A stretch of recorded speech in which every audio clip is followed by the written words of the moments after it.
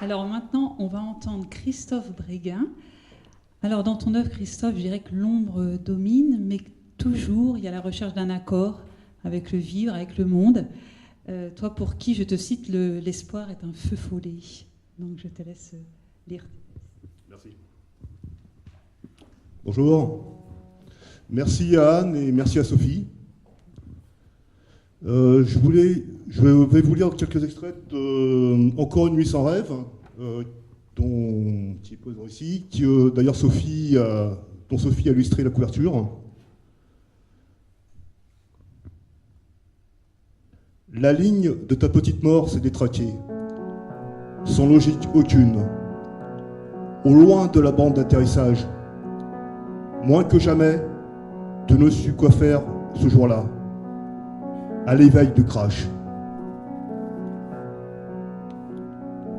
Autrefois, tu avais coutume de ressembler au reflet des autres, à la jonction des paroles du sens commun. Tu étais heureux ainsi, quitte à ne pas ouvrir ta fenêtre.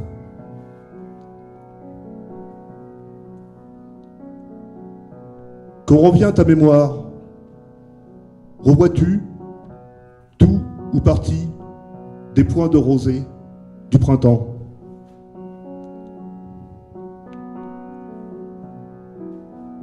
Sur le bitume chutent les restes de ta vie.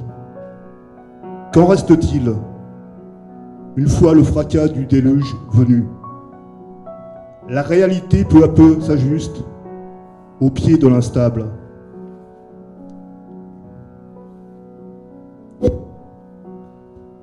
Et à main dans la nécropole des illusions. Espoir est un feu follet, semence d'amertume.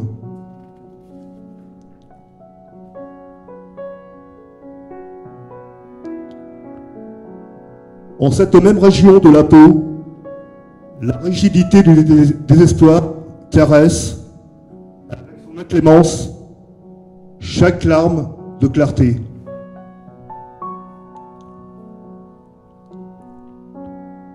À quelques pas de l'envers de toute chose, tu n'es plus qu'un point perdu, comme un arbre sans racines, incliné vers l'abandon.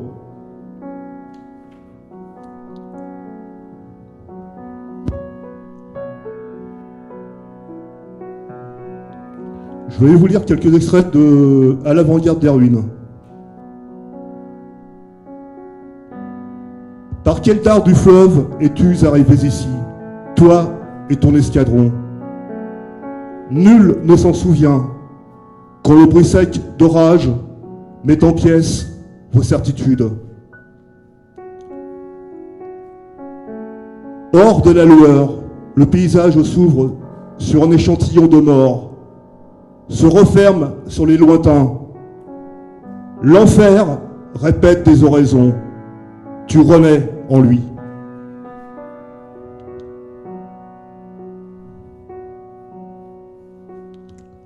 Où es-tu maintenant? Quand c'est le feu perdu des illusions?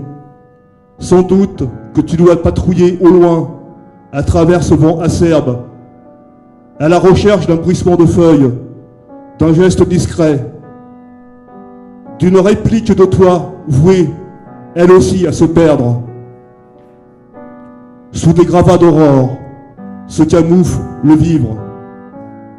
En dessous de la ligne de flottaison où il te faut aller.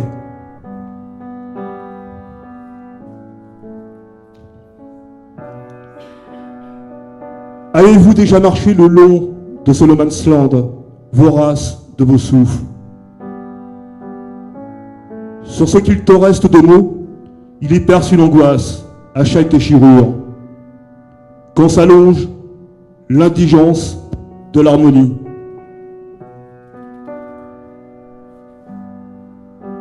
L'élan commence à se faire rouille.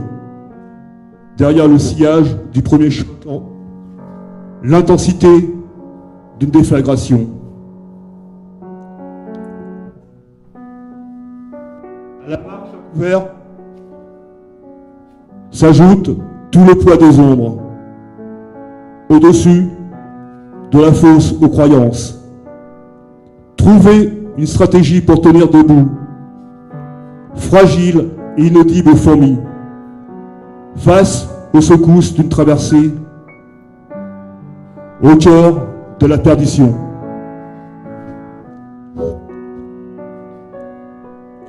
Ici, la vie baisse d'une octave, au gré du temps, se détache une clarté éviscérée. Peau après peau, le corps de ta sensibilité est devenu de plus en plus maigre, avant de ployer peu à peu sous les os de la froideur. Parfois tu remplaces l'amertume par le dégoût pour contrer la terreur. Nue devant tes yeux, cette lumière noire, une respiration qui aveugle l'avenir.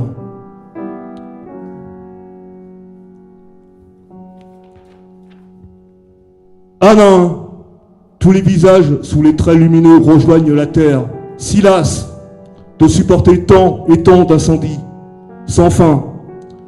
Ces souffles hostiles aux oreilles des hommes reviennent encore une autre fois à proximité d'un horizon en fumée, tremblement des os, comme l'écho d'un métal en fusion. Au loin, les sifflets de l'acier frappent. Chaque jour, en partance, vous comptez les disparus. Dans l'intimité de la tempête, un à un, ces visages devenus pâles vous renvoient leur frayeur.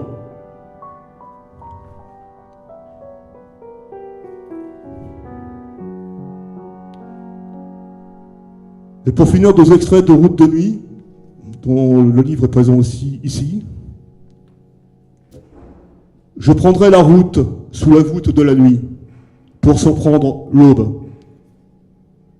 À 10 kilomètres de là, peut-être que l'asphalte aura fait éclore les roses de Mars.